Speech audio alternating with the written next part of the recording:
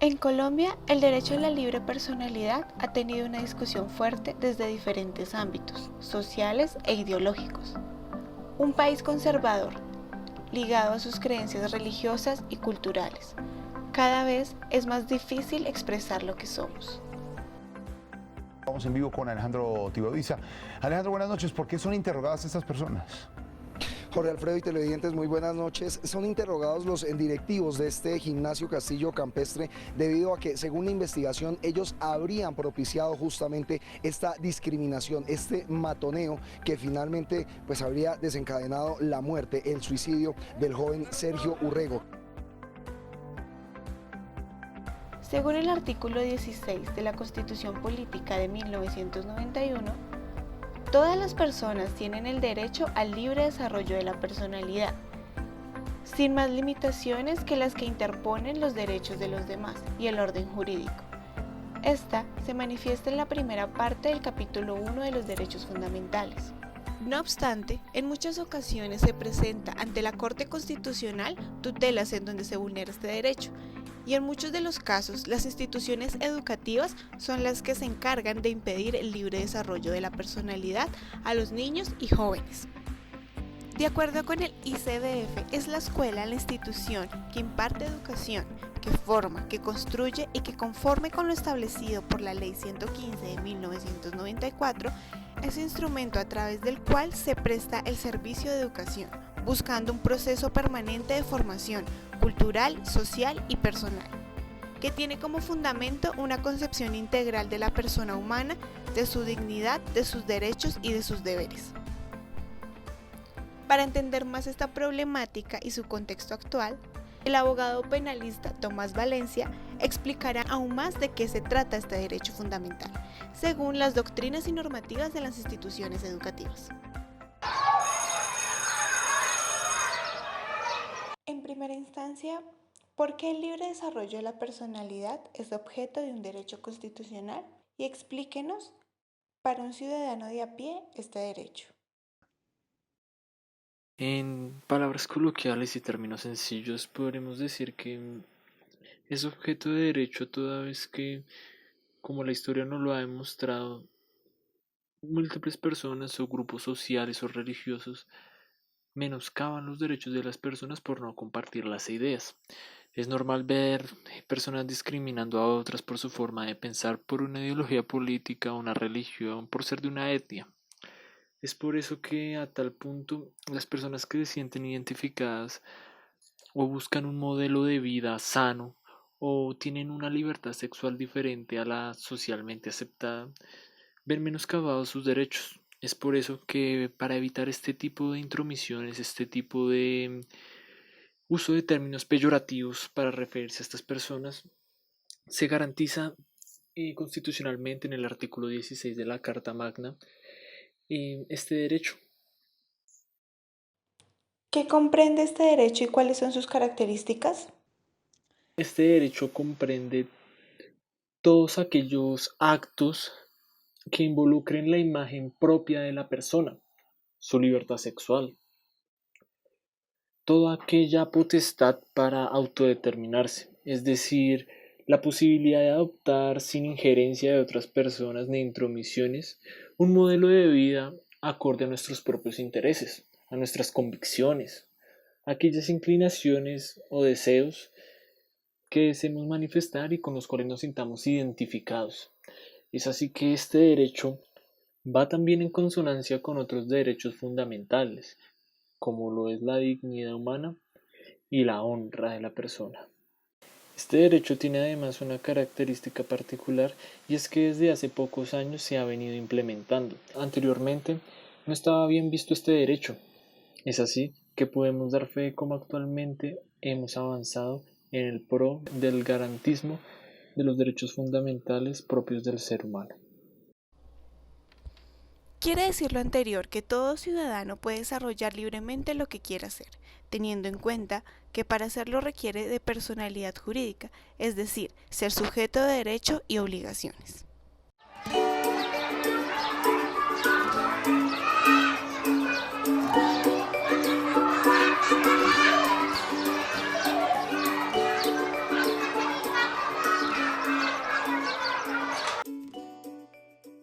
contexto educativo se ha visto enmarcado en diferentes situaciones que vulneran este derecho.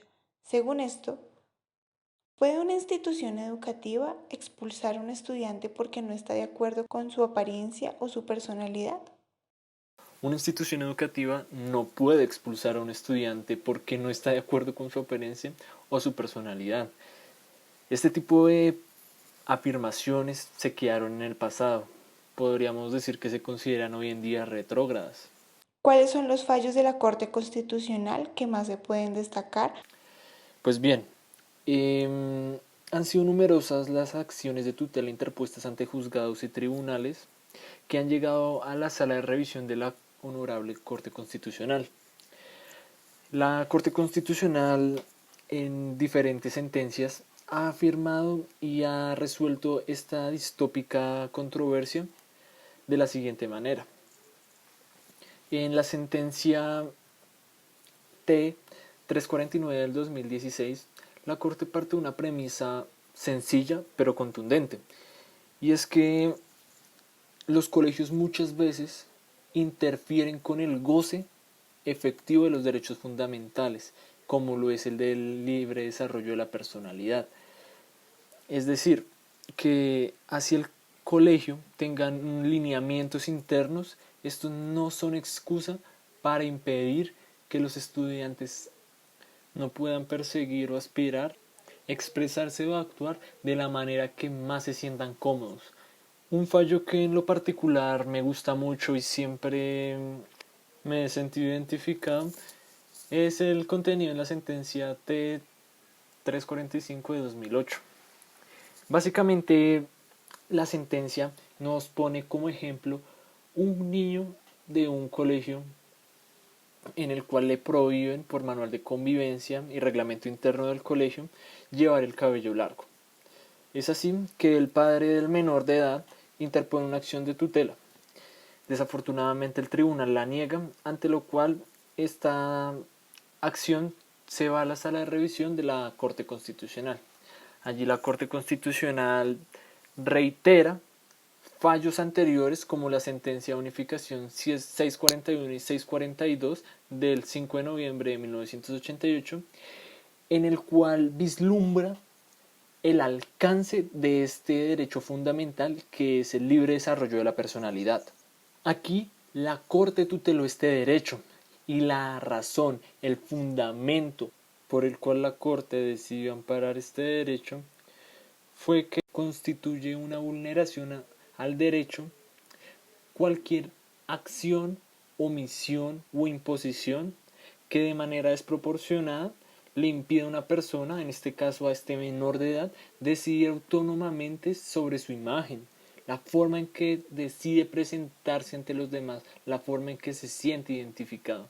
Es por eso que la apariencia personal, pese a que es algo que los establecimientos educativos intentan preservar de la mejor manera posible, muchas veces, por hacer más, hacen lo menos. Y ese menos es violentar los derechos de nuestros niños, que son sujetos de especial protección constitucional. 5 vueltas más a la cancha, niño. Cruza las piernas, niña. Córtate el pelo, niño. El uniforme para ti es con falda, niña. Y así todos los días del año. Parecía que todos se habían puesto de acuerdo en que tuvieran muy claro cuál era su papel en el mundo. Según la Ley 115 de 1994, en su artículo 87 se establece que los establecimientos educativos tendrán un manual de convivencia en el cual se defiendan los derechos y obligaciones de los estudiantes. Los padres o tutores y los educandos, al firmar la matrícula correspondiente en representación de sus hijos, estarán aceptando el mismo. Si una institución educativa somete al cumplimiento de una norma estipulada en el manual de convivencia a un estudiante en el que afecta su libre desarrollo de la personalidad, ¿qué prima, el derecho o la ley y por qué? Actualmente hay un debate grande frente a las instituciones educativas, frente al sometimiento de los estudiantes al manual de convivencia. Y es claro que todo colegio debe tener unos lineamientos, unas reglas de conducta frente a los cuales los estudiantes deban someterse, claro está, para forjar un buen comportamiento y desenvolverse mejor ante la sociedad. Sin embargo, cabe resaltar que jerárquicamente no hay nada más arriba de la Constitución. Y es aquí donde me permito traer el coloquial aforismo de que la Constitución es norma de normas. Y esta frase tiene una razón de ser. No hay nada por encima de la Constitución. La Constitución se encuentra a la par del bloque de constitucionalidad. Y es decir, que frente a esta norma, todas las leyes, todos los decretos, todas las resoluciones administrativas y todos los entes estatales y educativos deben someterse e ir en consonancia con lo establecido en nuestra Carta Política. ¿Cuáles son las recomendaciones jurídicas que usted daría para que un manual de convivencia cumpla los mandatos de la Constitución? La primera es concientizar a las instituciones educativas que, si bien éstas tienen cierta autonomía en la manera en que se gestionan y autorregulan al interior de la institución, esto no puede ser excusa para imponerle a los estudiantes criterios irrazonables sobre los cuales tienen que comportarse, vestirse o expresarse. Es claro que hoy en día muchos colegios mantienen una tradición un poco antigua, de las cuales muchas de las cosas que hoy se garantizan en derechos fundamentales en esa época estarían rotundamente prohibidas. Y aquí vuelvo a resaltar que muchas de las costumbres que tienen aún los colegios son de tintes conservadores de una época en la cual la homosexualidad, el libre desarrollo de la personalidad y la libertad de culto eran totalmente sesgados. Es así que, como una recomendación jurídica, es formar un comité en el cual se analicen los fallos jurisprudenciales y analicen cuál es el derecho vigente, a qué realidad nos estamos enfrentando, aterrizar la realidad colombiana a los lineamientos de las instituciones educativas para así evitar lesionar los derechos de nuestros niños, que son el futuro y que son tan volubles en su forma de pensar, en su forma de crecer, y que hasta ahora están comenzando a dar los primeros pasos de la búsqueda de su personalidad. De acuerdo a la línea jurisprudencial en relación con el derecho al libre desarrollo de la personalidad, ¿cuándo una institución educativa viola este derecho teniendo en cuenta los reglamentos internos llamados manuales de convivencia? Estos lineamientos, este manual de convivencia, no puede convertirse en una estructura rígida y, como ya lo mencionamos antes, no puede ser menos garantista que la Constitución, por lo que si en algún momento entran en contravía o chocan el manual de convivencia con la Constitución, estos reglamentos deben ser modificados para que vayan en armonía con lo establecido en la Constitución, es decir, que vayan en armonía garantizándole a los estudiantes ese libre desarrollo de la personalidad.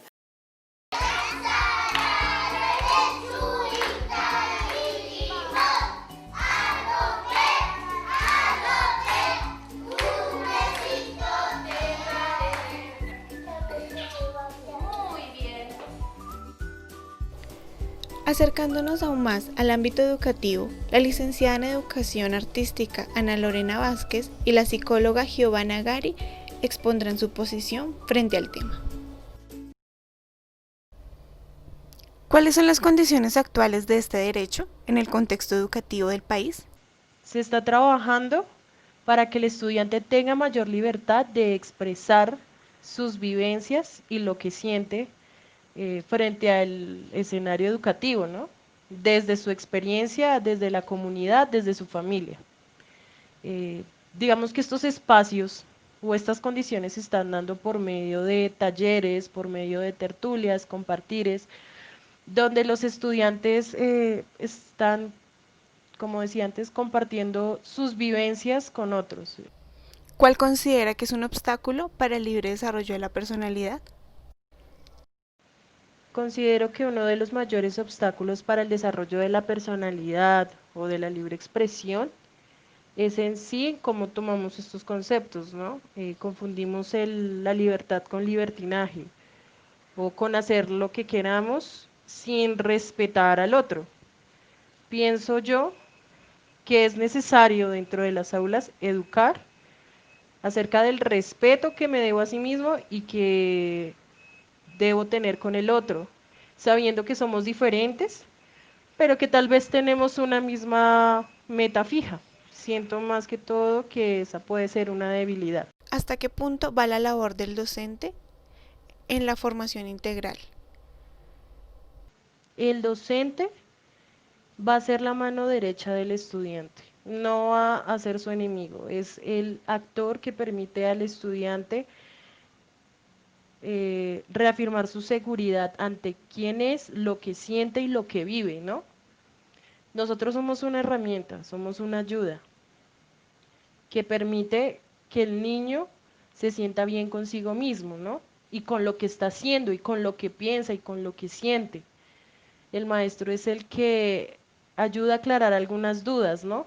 Pero también es el que deja en libertad un poco al niño para que conozca acerca de su realidad.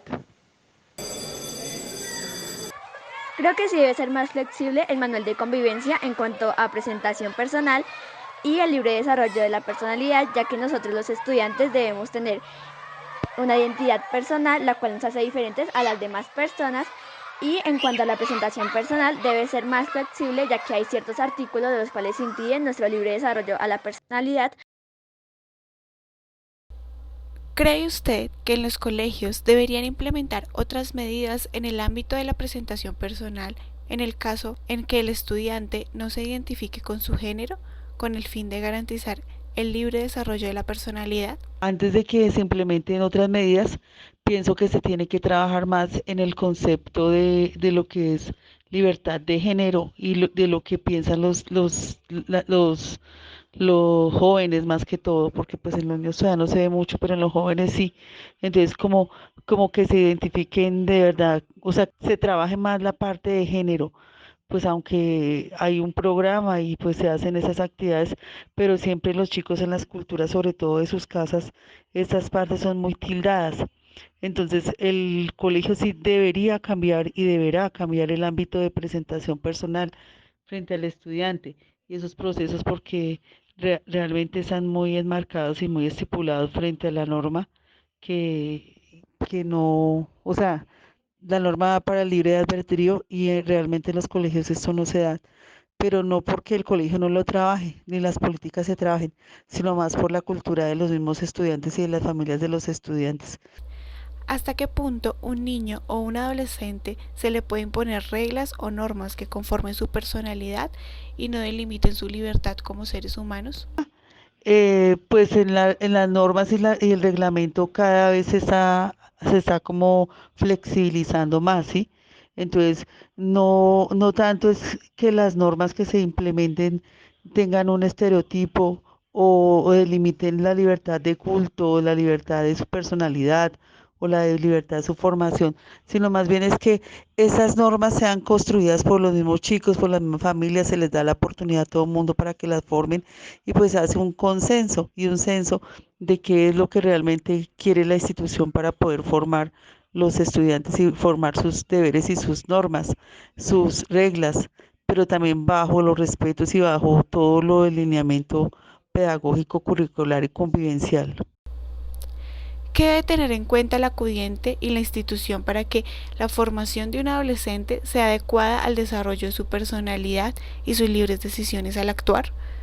La idea es que el colegio pues se consigan muchos profesionales como psicólogos, orientadores o profesoras que los enseñen a eso, a quererse, a valorar su cuerpo, a distinguir sus partes sexuales, a el respeto por el otro, a que nadie los debe tocar, a que nadie debe, o sea, con mucha formación en eso y también pues a los papás también se orientan mucho en eso para también que vayan cambiando esquemas, estereotipos, que vayan empezando como a tener una vida diferente y que puedan orientar a los niños de una manera mejor, porque es que nos damos cuenta que la cultura en nuestro, sobre todo en los contextos de población de niños de escuelitas de bajos recursos o algo, hay mucha dificultad con los niños, hay mucho acoso, mucho acoso sexual, hay mucha violación, entonces todo eso se trabaja con los niños y con las familias.